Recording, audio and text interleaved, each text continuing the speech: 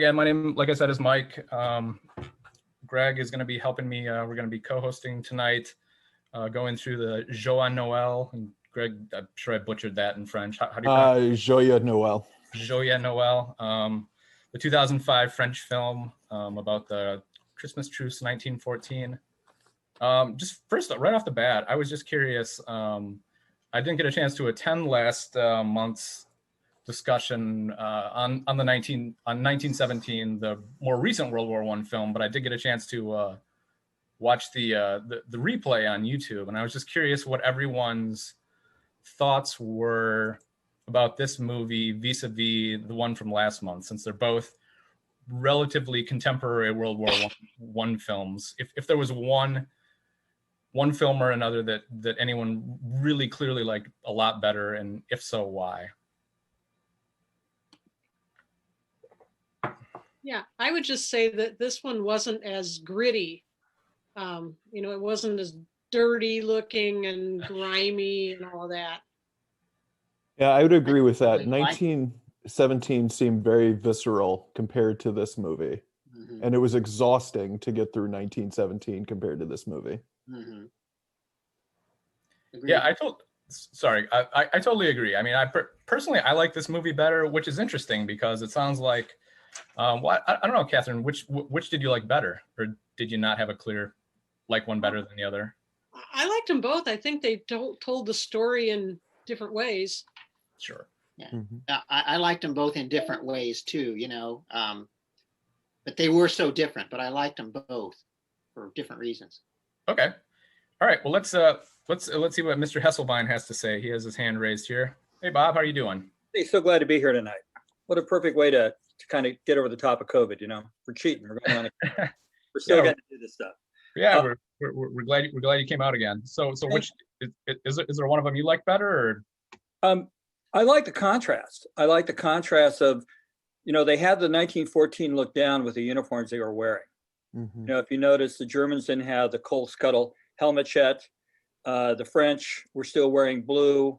They hadn't really started to adapt to the gray uniforms or rather the green uniforms that they would eventually get into. And as you can see, none of the British that I recall had the flat tin caps. They were Scottish. They had their Scottish look. Very proud of that. And I think that was also the fact that the buildings were surviving behind the Germans meant they hadn't been there long. Because even though they're just skeletons of buildings in that village, by 1916, if this picture be taken, all of that would have been obliterated. Just completely obliterated. Right. So I like the contrast, the early versus the later part of the war. Yeah, that's an excellent point. By 1914, by the time of the Christmas truce, they'd only been fighting for about 5 months by that time. And, while they were weary of the war and had war exhaustion, they probably were not at the point that they were during 1917. Yeah, I think that's a very good point. I think Eric's doing a great job of picking how these different movies relate to each other month to month. And next month, actually, we're gonna get out of World War I. We're going to Dr. Strangelove. So we're completely going. Oh, one of my favorites. We're going into a completely different era. So. All right. Yeah. No. So 1917 to 1914, right? So I mean, the trenches look different, like Bob said. I mean, Catherine and Kant said, I mean, it's dirtier, it's grittier. They've been fighting for a lot longer at that point.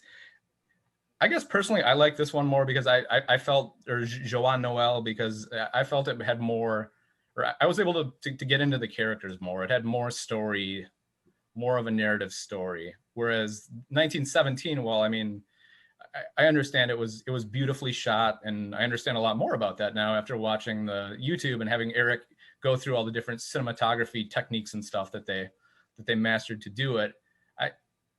I guess I just felt that there really wasn't a story that hooked me into those two characters as much as there was the characters this time. Yeah, well, I think part of it might have been with that there were only two characters. I mean, there were the two main guys followed by the camera the whole time in 1917.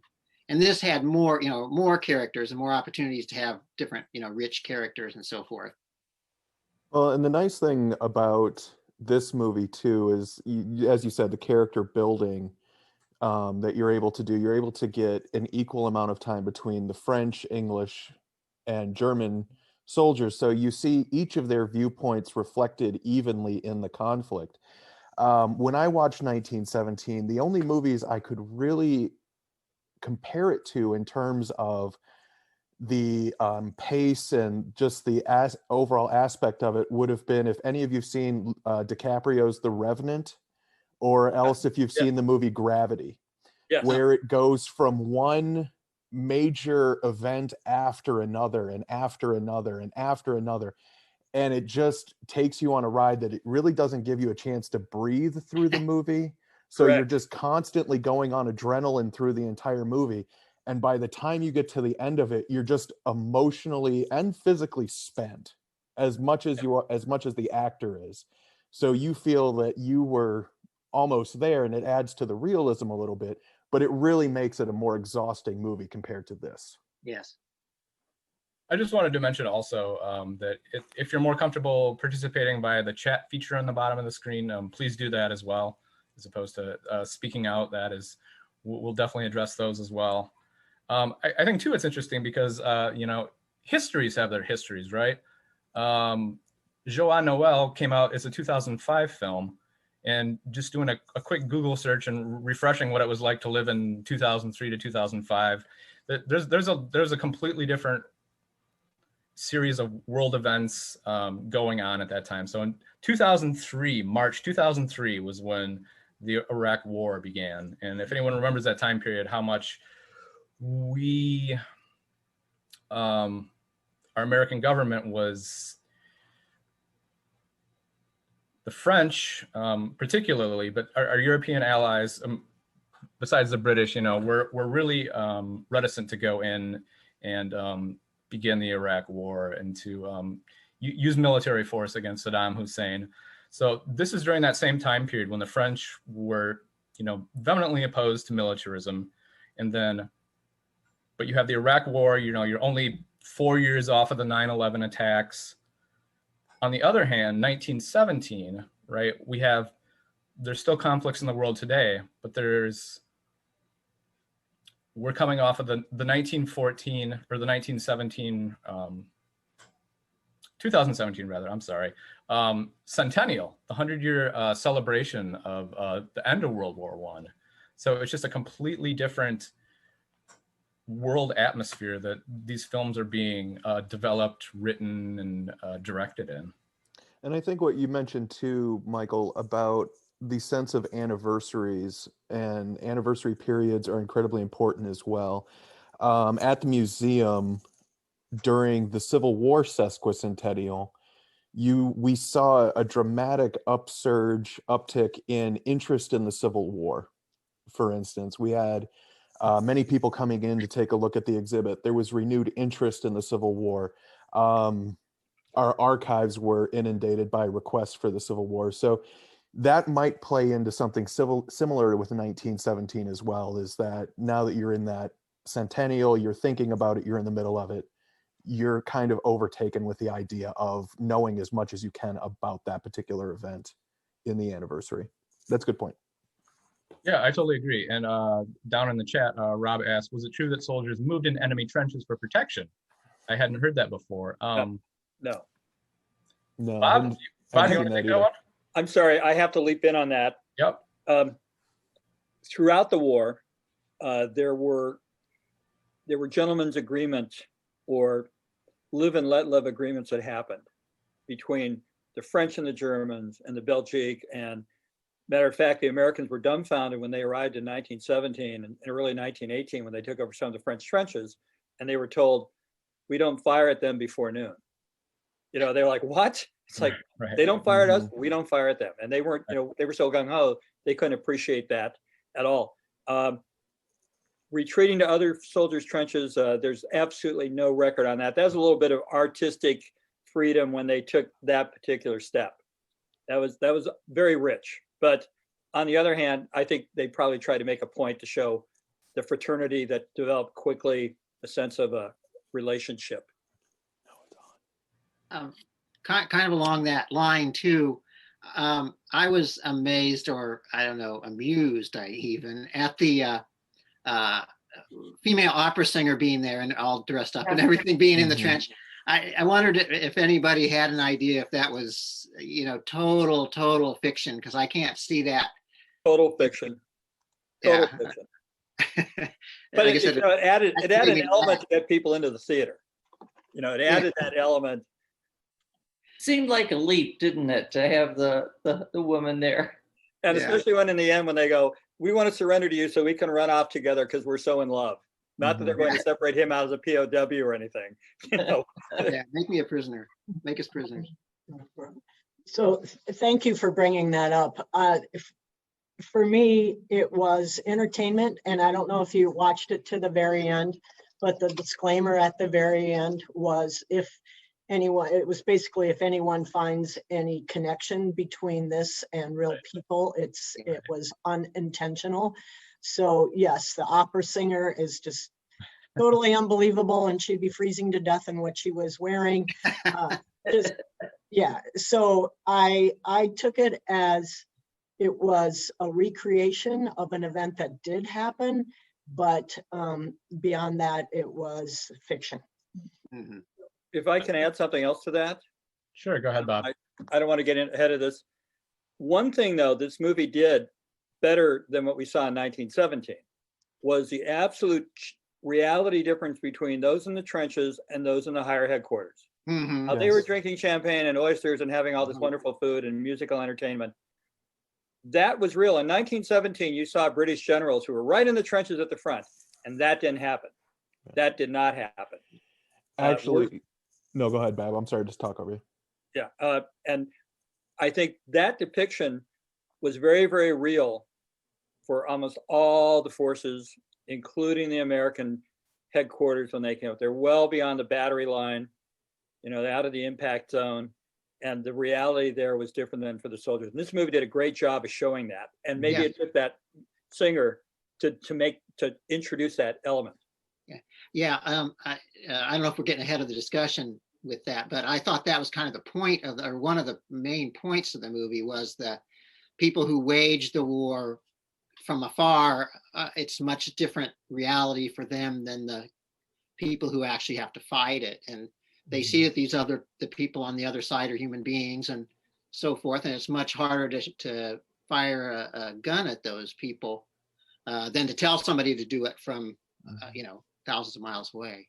And the best part being that the disconnect was on all three sides. Mm-hmm. So it wasn't one side disconnecting while the other side, there was a separate side that was unified in the effort. You had the British had a disconnect, the Germans had a disconnect, and the French had a disconnect as well.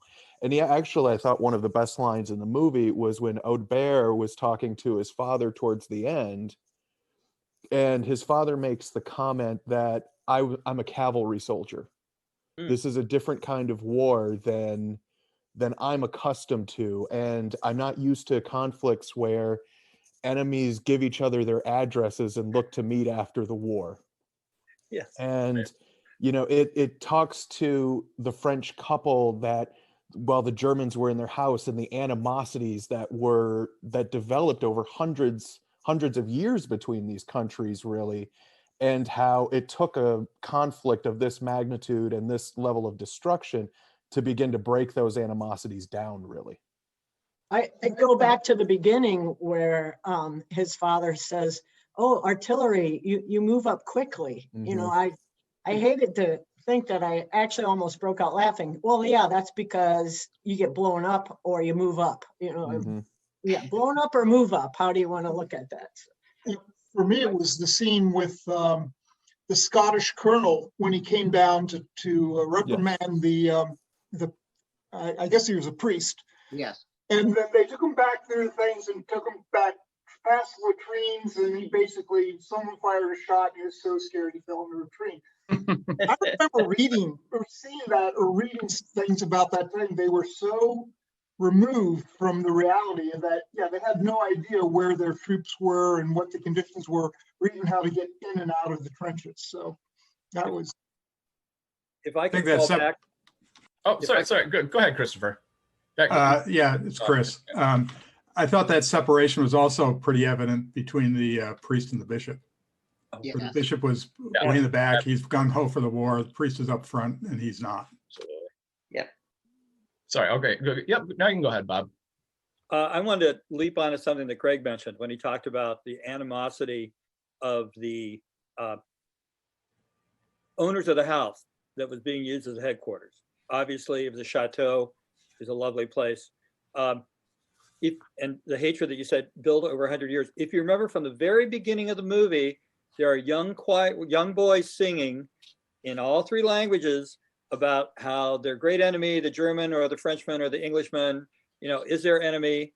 And exactly what you said, Greg, they were socialized as a youth to look at that person living across that boundary, and Alsace-Lorraine, we got to get that back for France. The Germans took it. All that stuff. They were conditioned before this war began. That's actually one of the points I was going to bring up in the discussion, was the ramifications of the 1871 Franco-Prussian War, where Alsace-Lorraine became part of pretty much a newly founded German state by the mid 1800s.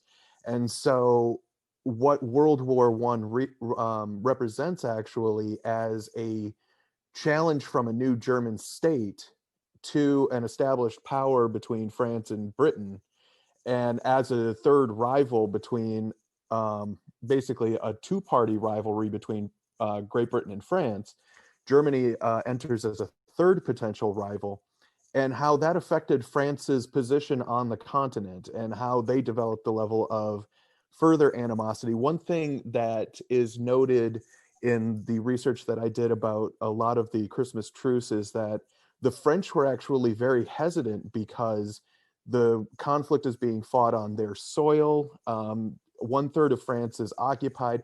So they weren't as ready to come out of their trenches as the British and the Germans were. And it wasn't until the British and the Germans came out and started fraternizing that the French really found themselves to be at ease enough to come out. Sure. No, I think that's a really good point. And just to circle back around real quick, in my reading and research for this, the actress Diane Kruger, who played the opera star Anna Sorensen, was actually based on research that Christian Carrion, the director, did with a French historian. He said, I haven't had a chance to verify this, but he said that early in the war, there were certain French women, French wives that would take the risks and try to meet their husbands in the front lines like that. So that's kind of where they had the inspiration. That's where he had the inspiration for Diane for. But then also, like Mary said, I mean, I think it was Bob who said it. It's how it's a love interest. It gets people, furthers the story, gets people in the seats. And then two, the Sprink, Nicholas Sprink, the other opera singer, played by actor Benno Furman, was actually based on a real Berlin opera singer who in real life sang on Christmas Eve in the trenches, just like Sprink did. But in real life, I forgot to write down what his name was in real life. But this famous Berlin opera singer, in real life, he wasn't drafted into the trenches. He was, thought of so highly and as such a national cultural asset that he was actually put on the Crown Prince's staff and was basically would have been living at the chateau with the Crown Prince. And if this was more historically accurate, with the Crown Prince at the chateau, as opposed to down in the trenches where they put him. There's another question from Rob in the chat. Let's get that in real quick. It says, in the movie, the higher level officers found out from censors reading the soldiers' letters. Is this how they found out what happened? In some of the research that I did, particularly from the British Imperial War Museum, many people at home and in the command actually found out about the Christmas truce through published reports of the soccer match. and how it actually was reported from the front lines that they got together and played a friendly, basically, and it was considered that the Germans won 3-2 in the match, and that's how a lot of people. I'm not sure if that's necessarily how the high command learned about it, but that's how some of the people on the home front learned about it, was actually in the papers. Yes. Can I add to that? Go. Yeah, of course, Bob, go ahead. The American press actually revealed it to American readers before the British press picked up on it. And then when that happened, there were some recriminations, which I'm sure you'll get to later. But it was interesting how this cycle, when the British command didn't want to talk about it publicly. You know, if they knew about it at a senior level a few days after Christmas, they weren't talking to anybody. It was American press that basically exposed this to the world, and how it crept across the Atlantic back to Europe.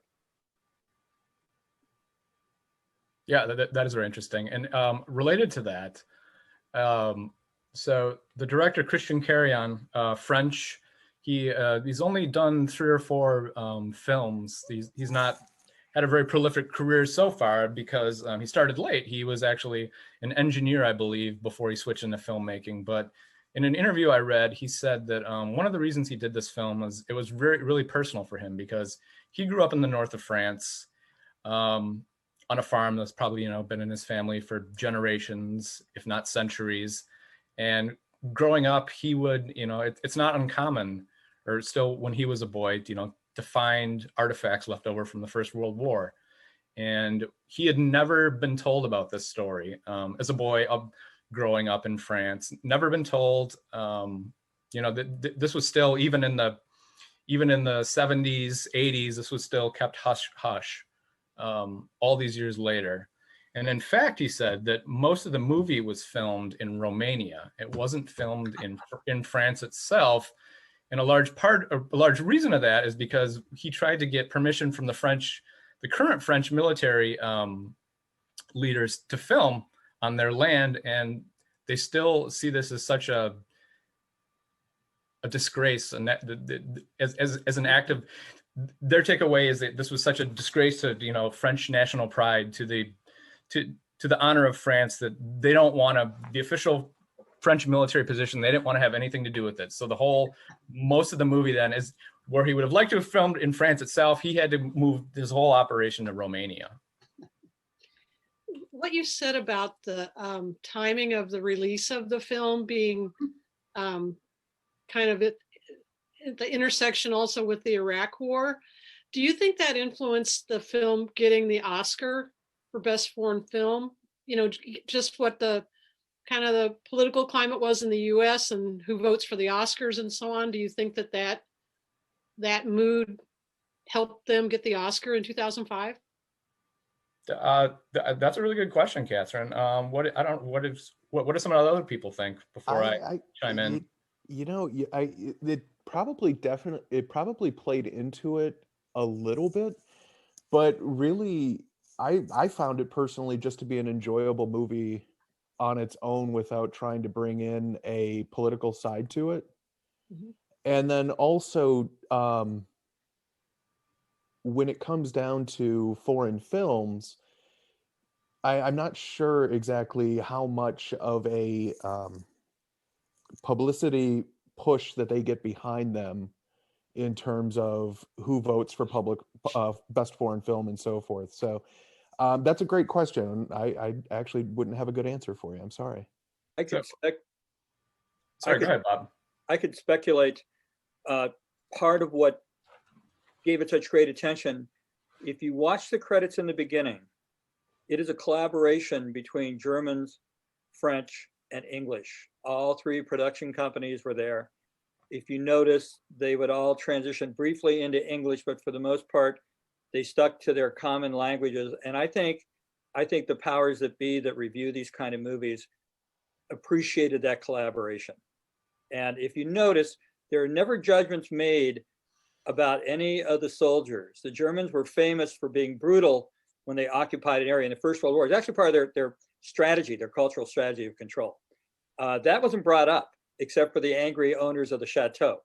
And I think that softening not making any one party worse than the other, I think sort of something that people who review and vote on things like Oscars and such would consider a positive. So, and according to my research, Catherine, I don't know the direct answer to your question, but what I did find out is that in 2004, the year that it came out, there were at least 2 or 3 other French films that were considered excellent, that the French Film Academy, or whatever their national body is, wanted to have as the official French entry into the Oscars for. So each country gets to send a film from there to the Oscars, and there were 2 or 3 other ones that were considered much better achievements, I guess, from a film perspective, if nothing else. And the people, Carrie and the director and the Sony, the company behind this, were, I don't know if it was just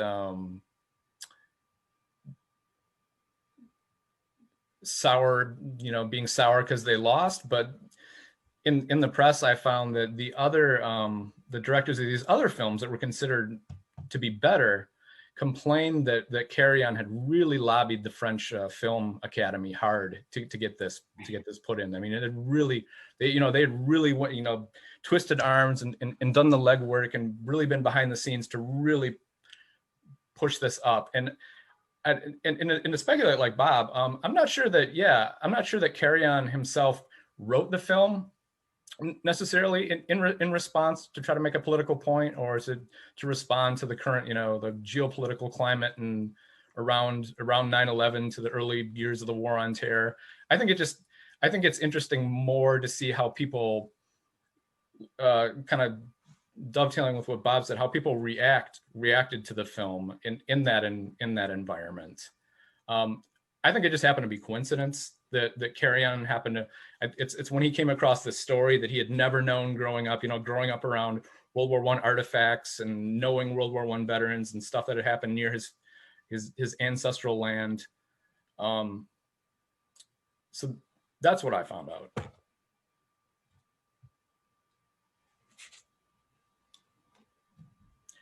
Why don't we go through let's go through some of Eric's discussion questions. He has some good ones here this time.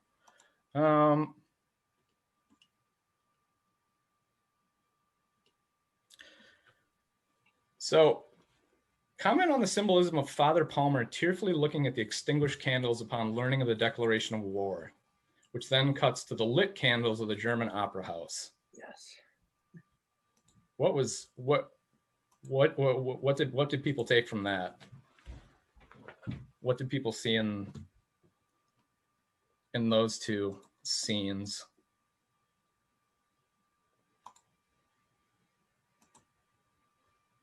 Anybody have any thoughts on that? For me, I wondered if he had been in war before. And so to see the enthusiasm of youth of, here we go, we're on our adventure. And it just seemed like he was knowledgeable of and those extinguished candles. And then the celebration, I assume the Germans thought, we're taking over, we're going to win. And then the extension of, we'll be done by Christmas. Yeah, I tended to have those same similar thoughts too. I don't know if I'm thinking about this too symbolically, but like Rob said in the chat, the light of life being snuffed out by war. That's kind of how I looked at it. I looked at it as light being symbolic of hope, of peace, of life, and it gets snuffed out, meaning is like a foreshadowing that Father Palmer sees. Like you said, Mary, maybe he is a veteran himself, or he's obviously older, he's experienced more. He knows what war is really like, unlike these youth who are completely gung-ho and ready to go. And then when you transition over to the German side, you can either see the lights. I personally saw the lights still being on in the opera house as either the Germans, like you said, having confidence. Someone said having confidence that they were going to win, that this was going to be over and be a quick war, or the fact too that the opera singer, Sprink and Anna, haven't been told yet. So they still have, hope, light, life, future. They still have all this stuff, you know, because it's after that that the officer comes onto the stage and reads the announcement to the audience. What I found interesting in comparison with Sprink is, first off, the questions that I had was, I was actually very interested in which opera they were performing. Yes. I was wondering if it was something along the lines, he was almost in a Hamlet type costume. At least that's how I imagine Hamlet is how he looked coming out. But, you know, he's probably potentially doing something Siegfried, Percival, a Wagner type opera, something that's incredibly German. It's incredibly central to the German identity. But also at the same time, he's in character, so he's reserved when he gives the impression that while the war effort's coming and Germany might see potential in the war for gains, he's still keeping himself reserved and away from it. Very similar to what the priest does when he looks at the extinguished candles. And Yeah, I think that's a really good point, Greg. if I can leap in, Sure. the war didn't immediately start. You know, there were people in France and in England when they saw that, you know, the assassination in Sarajevo didn't immediately lead to this fight. It was, you know, Austria-Hungary. Who's going to align with what? Fighting started when the Russians got involved, when the Austria-Hungarians were told to give reparations for the assassination. You know, it was Serbia. All these things were going on, and tensions were rising through July. And there were a lot of people who were hoping not to see this war. And I agree with the contrast of the older man is looking at the eager youth, knowing that much of their future might be extinguished. And also, the Germans were excited. They've been doing this life and plan. They've been doing it for 70 years. The plan had started 70 years before they actually executed it in 1914. And so for them, like you said, they were gaining territory. It looked like a wonderful adventure. And the metaphor with the lights and the candles bright and evaporating was perfect for that scene. Perfect. Yeah, no, I think that's a really good point. Let's go on to the next question. Why do you think the French Lieutenant Audebert, I probably butchered that pronunciation, I apologize, initially turned down the opportunity to be reassigned to the artillery? Do you think this was a realistic decision on his part?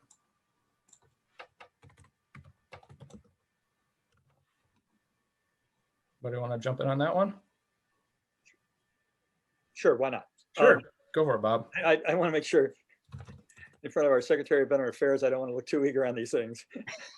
But I think we have to understand he's been with his men, you know, and without doubt, having been in combat myself, leaving the people I was with at the end of my 1-year tour was difficult. And when you become an officer, you begin to feel responsible.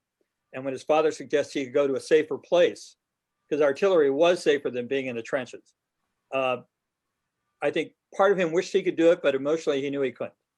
It wasn't that, you know, he'd view himself as a coward and betraying those soldiers who needed him, because that's how most officers view their roles, as I'm there to help my troops. That was my thought on that. And in that scene too, Audebert gives a good contrast to the English and the German positions as well, where there's an excitement and like as Secretary Kolar said, there's a sense of adventure in the campaign. Audebert gives the realism of war. He knows what he's about to get into. He knows what they're going to expect, what they can expect on the Western Front, because he's been living it for quite a while. I mean, they've been fighting in his basically hometown for quite a while. So the war has been a constant sense of realism to him. It's not an adventure at this point. I guess it was unclear to me going back and watching that scene whether the general, his father, had what the result of this was going to be. If the father was going to enforce his will and make his son join the artillery, or if he was going to, you know, acquiesce and let him stay with his men. I don't know. What did other people think? Did anyone have a feeling one way strongly or another that the father was either going to, you know, force him to by dint of his rank, force him to join the artillery, or whether he was going to accede, wearing the father hat to his son's wishes and let him stay with his men. I think the difficulty with any of these movies is that we're looking at the benefit with 2020 hindsight 100 years on. Yeah. And that particular scene, reminds me of my reading of American Civil War, where everybody wanted to get into the fight because they figured it was going to be over in 90 days and we needed to get into it while we still could. So, you have, especially with the candles, with the priest, the candles going out, and it's very, we know that right, because it happened 100 years ago. That, they didn't at that time. So to me, that's a bit of movie making and what have you. But I was going somewhere with that. Well, anyway, it's so to me, that's more of the art of the movie making than what might actually have been reality. Sure. Sorry, go ahead. There is one example. General Navarre, who was a Second World War, illuminated himself for being quite successful. He went to Indochina, and he had a son who was a lieutenant. And while he was there, his son, who was an infantry officer, was killed actually outside of Hanoi. And I imagine if he, it's sort of the thing of, he knew his son had to earn his way through the ranks just like he did. And I think sometimes culturally, I don't think that happens that much, because I think most wise fathers understand if their son is an officer trying to aspire to be like their father or be their own person, it's difficult to try to put them in a protected place because they won't want to go. Sure. So that's talking about Lieutenant Audebert, right? He's pretty much the focus on the French side, and then on the British, the Scottish more exactly, you have Lieutenant Gordon is kind of the focus character, and then for the Germans you have Lieutenant Horstmeyer, and Lieutenant Horstmeyer is played by actor Daniel Brühl, and Lieutenant Gordon is played by Scottish actor Alex Ferns. Who is everyone's favorite character in this movie? I know Eric usually asks this at the end, but I'm just curious. I'm curious right now what everyone thinks. Who is their favorite character in the movie?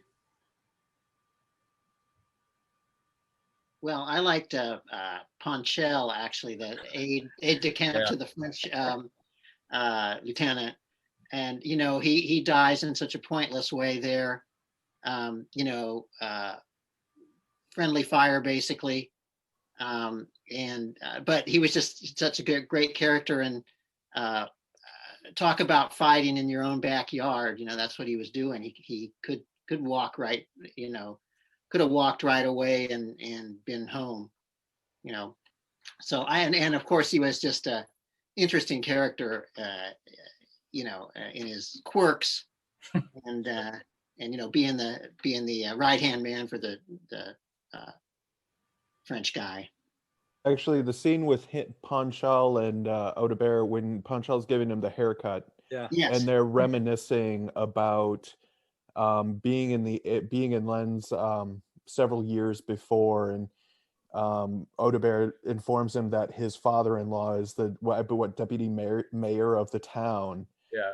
And they start to develop an even further relationship with that, but it kind of gets into further like that if certain events wouldn't have happened, like the assassination of Franz Ferdinand, or who knows what they would have been doing in that time period. They wouldn't have been in the trenches with each other. They might not have even known each other. It was the war that brought them together, but they were within close proximity to one another the entire time, and it just adds to their humanity. Mm-hmm. Sure. I guess my favorite character was Father Palmer. You know, he was just so principled, and he was unlike his superior, the bishop who comes at the end, who's played by the famous actor Ian Richardson, English actor. You know, he seems to be very genuine and very, very true in his faith and in his understanding of Christianity, whereas the bishop at the very end, you know, seems very cynical and very. His character is a great foil to Palmer's character as far as their views on the war and how they use their faith, or how their faith informs their relationship with the war. Also, the fact that the bishop really espouses the public line, the media line of what the war is supposed to be about, because he's never been there, never seen it. I like Daniel Brew only because he portrayed a true Prussian trained officer who's supposed to be very direct, very tight, very unfeeling, very obeying orders type, and how he has to transition from that place where he's at. Now, he's been strongly indoctrinated. Right. And you can see how he feels uncomfortable even when he's doing it. The only thing I feel sorry about Daniel Bruhl, he makes such a great Nazi officer. He's been in a bunch of movies, and he's always on the edge of being a bad Nazi officer or a bad German officer. I want to see him in a comedy. That's what he needs to do. He needs to be in a comedy. That's actually, I had a tough time. I really like Daniel Bruhl too, and I like Diane Krieger as well as an actress. And I had the toughest time with it because I wanted to picture them from Inglourious Bastards. Yes. And I expected Tarantino out of them, and I didn't get it. I got heartwarming instead of Tarantino. Yes. So that's a great point, Bob. That's interesting that he's played a lot of World War II German officers, and that actually gets back to director Karajan writing the film, and like we were talking about, each side speaking in their native language, the French speaking French, the Scottish speaking English, the German speaking German, was the fact that when this movie came out in Europe in 2005, when Karajan was in Germany at the time, he was thanked, he said, more than once for making a film where the Germans were not portrayed as the bad guys. Yeah. For so many years, the Germans, but in particularly the German military has been portrayed as the bad guys. And I think that gets back to what Bob said at last month's lecture, that, you know, that World War I is very rarely dealt with in Hollywood films. The vast majority of films are about World War II. And it's obviously much easier to paint a German officer fighting for the Wehrmacht, fighting for the Nazi regime as bad, as opposed to World War I, where it seems much less ideologically driven. It seems much more, you know, geopolitically driven, as we see that as Bruhl's character, you know, as we find out later that he's actually Jewish, right? Yeah. Yeah. But to that line, I mean, you see it in the movie with the bishop's sermon at the tail end of it. It goes beyond political to the notion of good versus evil. And where the British, the French, the Allies are considered the side of good, the Germans become evil. So that really plays into your idea of narrative going forward for the remainder of the 20th century, really. That's true. That's a good point. And God is with us in all the trenches. God is with us. Right. So Horstmeyer, Lieutenant Horstmeyer, thinks Sprink, the opera singer, is a dead loss, quote, dead loss to the war effort. Why does he say that? Why does he think? As he says, you know, he would much rather, most of these men are farmers or laborers. You know, there are very few people from high culture in his, if any, in his unit.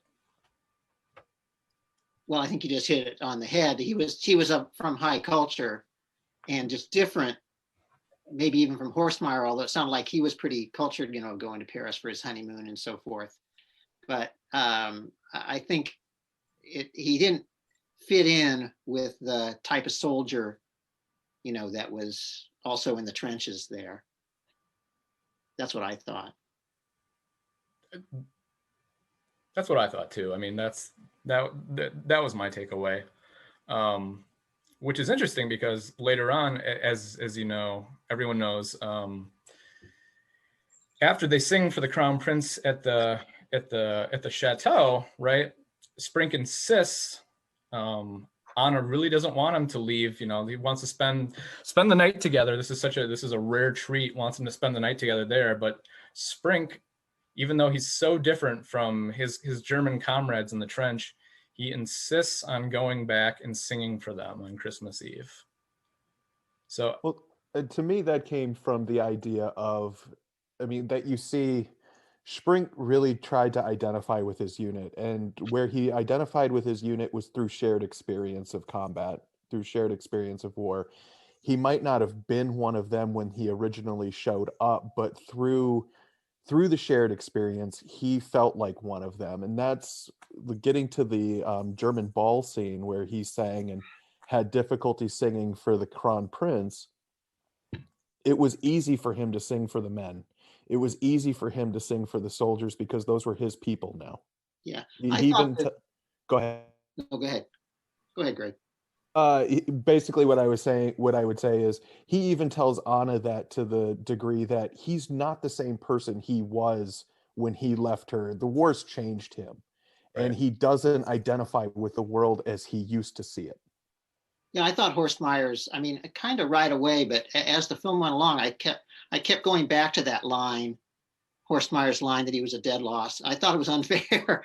I thought it was unfair from the very beginning, but especially as, you know, Sprink refused to desert. I mean, he told Anna in the trench, you know, when she said, we're 800 yards from freedom, you know, let's just go.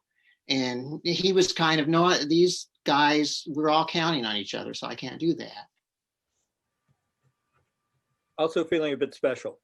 You know, I suspect if this was a true story, you know, if it was a typical soldier who was not an opera singer, had a chance to get away from the front line and eat nice food and maybe get a shower and get cleaned up, he might want to stay. But what we got from that was also the sense that he felt guilty about how he was singing, and I think he alludes to it later in the movie. He talks about those fat men in the back. Yeah. And he feels guilty about entertaining them who live in relative luxury, and yet his comrades are suffering in the front, and he's not going to sing for them if he doesn't get back. Sure. He has a sense of accountability more to his fellow soldiers than he does to his the leadership. That's a great point. And I think that ties into what one of Eric's follow-up questions was. Why Eric asked, why do you think that Anna and Sprink didn't sing together initially when they got back to the trench? And I think that gets back to what Greg's saying. Now he identifies, you know, Sprink, he identifies himself as one of the soldiers as best he can. Is just another one of the guys.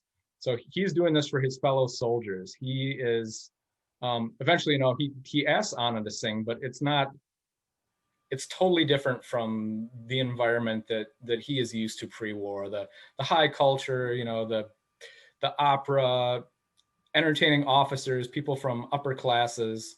You know, now he's a soldier. He's one of them. So and Anna, you know, he loves her, but she's not one of them.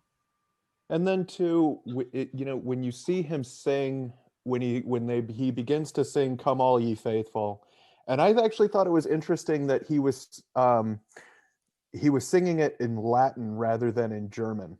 And I for some reason I was thinking about the accessibility, because the priest character, I was raised Catholic, so the priest character, I always expected he would have known Latin, so it would have been a common language used between people, between the three sides. But what's interesting is that when Sprink takes the tree and he walks into no man's land, in an area of death and destruction, is when he really seems to come alive. Yeah, sorry, go ahead, Bob. I would say that's contrived for the movie. If you look at what actually happened that night, the first conversations were initiated by the Germans. There were carols being heard on both sides, but the Germans were the ones who were saying, hey, Englanders, don't shoot. And they came out. But the singing part of the solo baritone singing with the tree in his hand, that was contrived I'm sure by Hollywood. Oh, of course. Sure. But going back to why did he sing and not the woman? That's a little bit of maybe contrived too. But for the woman singing, I would say, being a beautiful woman in a trench where they hadn't seen a woman in a very long time, her singing was to listen to what I'm singing. Don't look at me. Listen to me. Don't look at me. Right. Just Right. a little sense of humor there. And getting to Bob's point about the Germans speaking to the British, 2 points that I found interesting in doing research with all of this was that the Germans, in some of the reports, tried to gain a camaraderie with the British through common Saxon heritage. Yeah. That the Yep. Germans are Yep. Saxons and the British Yep. are Anglo-Saxons. Yep. But then also they speculated that there was a fair number of German soldiers who worked in England prior to the war. And so it was off-putting, or at least a common ground to some of the British soldiers, that the Germans would ask them in English what was going on in London, what was going on in various parts of England, because they had worked they were on the equivalent of work visas and spent time in England. So they had a better knowledge of England, and probably then in a common ground that they did with the people in the French trenches as well. That was something that really struck me too, about how many Germans had lived in London before the war. And I just put down in the chat a really interesting documentary I found that somebody has uploaded to YouTube called Peace in No Man's Land. It's an old 1981 BBC documentary.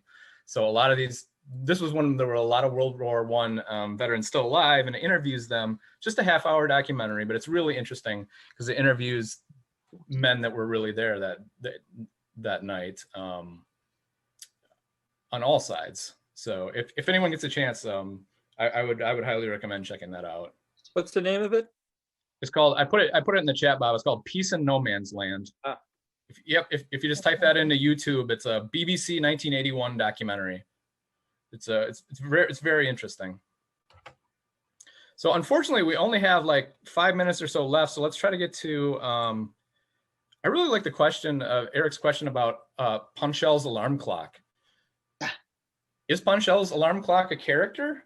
And if so, what does it say? What is its significance? What's that all about? What do people think about that? Mm-hmm. I guess I'm leaping in on this. Sure. Okay. Soldiers in all wars, no matter what side, often carry talismans or something that they decide is a good luck piece. And sometimes they're pretty unusual things. And it might just be a possession. It might be like, this guy before he died gave me this alarm clock and it reminds me of him, or it might be from home, or who knows what. But there's often people who had very strange things that was their good luck piece or made them feel it was something stable that they could keep with them that wasn't issued. Yeah, in his case, it reminded him of his mother, I think. That was when it was set for 10 o'clock every morning or something, because that was when they had tea. He would have tea with his mother. So it was a piece of home and his mother for him, if I remember correctly.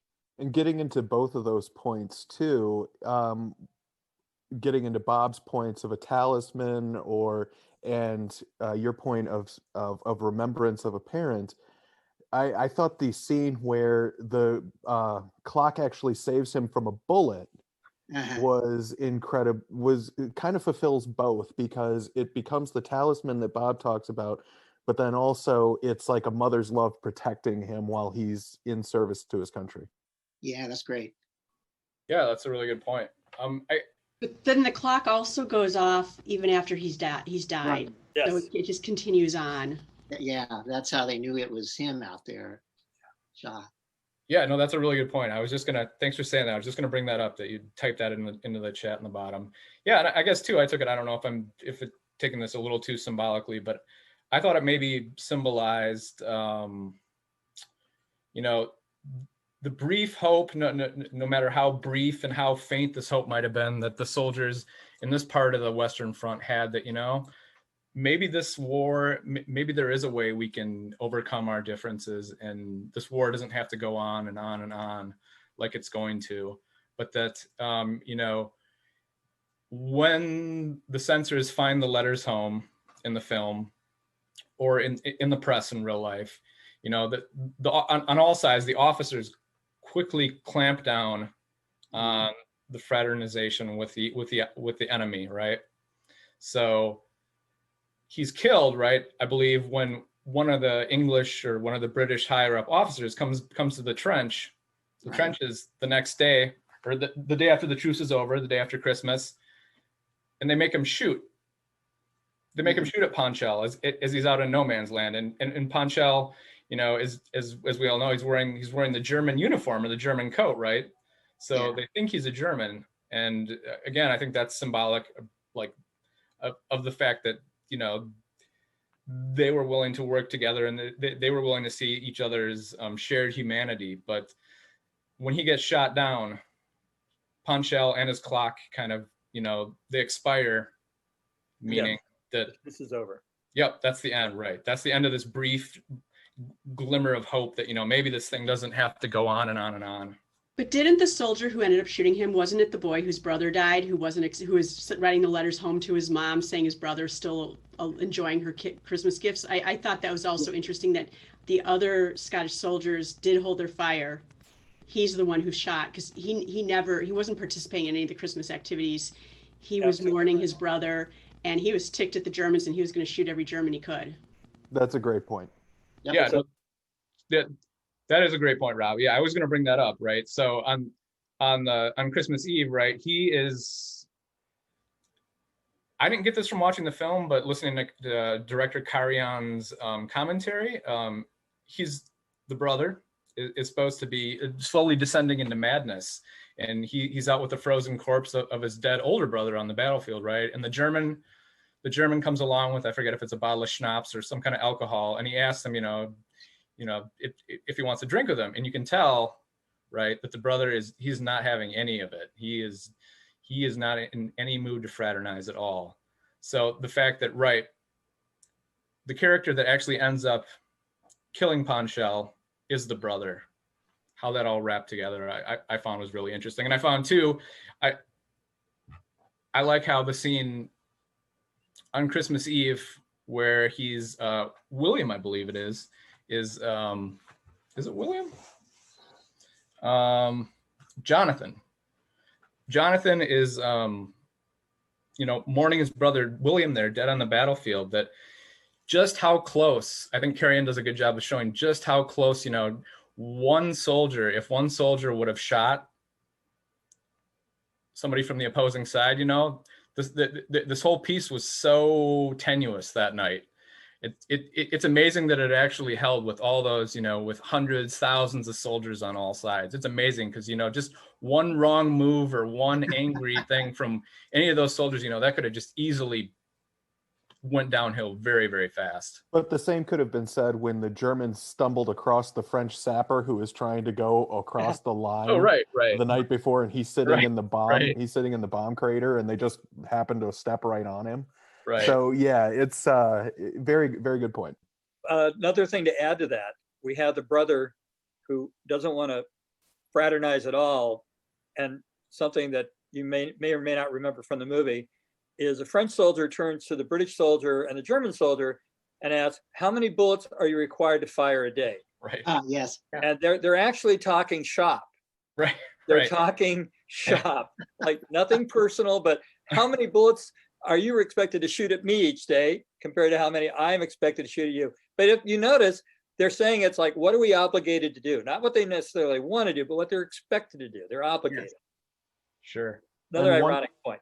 And that's a good point, because there was something that I found in the research that some British officers were worried about the Germans getting too close to their lines because it would tip the Germans off about how weakly some of the parts of the lines were defended. Yes. So for them to talk shop, like Bob was saying, I mean, you don't want to expose trade secrets in the middle of a hostile situation like that, because that would be dangerous to you eventually. Sure. And how the one German officer asked about the whistle or the bell that was rung every day, and why is that done, and what, and in a way that's like gathering intel. Right. What is that all about? And they made it a casual thing. Very, very true.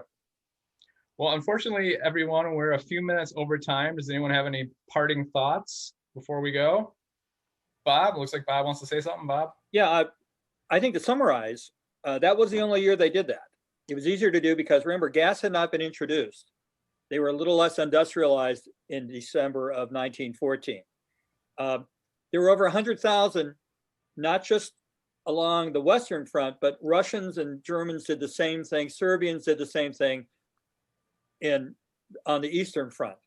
The only person, like, they make it appear that those Germans were taken out of the line and sent to the Battle of Tannenberg. If you saw on the trains, it said Tannenberg. Yeah, right. It was a great mobile thing to fight there. The Germans didn't react. There was one British officer who was charged for his part in allowing his soldiers to participate. He was actually court-martialed, but Haig basically waived it and allowed him to return to his very unit, which is very, very unusual. Wow. That was the last year that it happened, but culturally along the trenches, there were agreements made, informal agreements. The Germans moved their forces more than the British did or the French did. And the more they moved their units, the less chance for this type of thing to happen. But it teaches us, I think, that humanity exists no matter what the uniform is. And this movie did a fine job of displaying that. Yeah, I think that's a good point. It was a good point, Bob. Well, Molly, do you want to put up the slide with what's coming up here in 2021? Unbelievable to say. So this is our last event until we take a short break here for the holidays, but then coming back in 2021, like I said, we have the movie for next month is Dr. Strangelove. We still have our Talking Spirit virtual cemetery tour website up. That's going to be up till December 31st, so check that out. That's pretty neat. Then trivia night, again, on the 19th. We have a author, Mr. Kevin Maurer, is going to come talk about his book, Rock Force. And this next movie night, I will be back in my role assisting, and Eric will be back as your fearless leader. Thanks for coming out, everyone, tonight. We appreciate it, and have a happy holidays.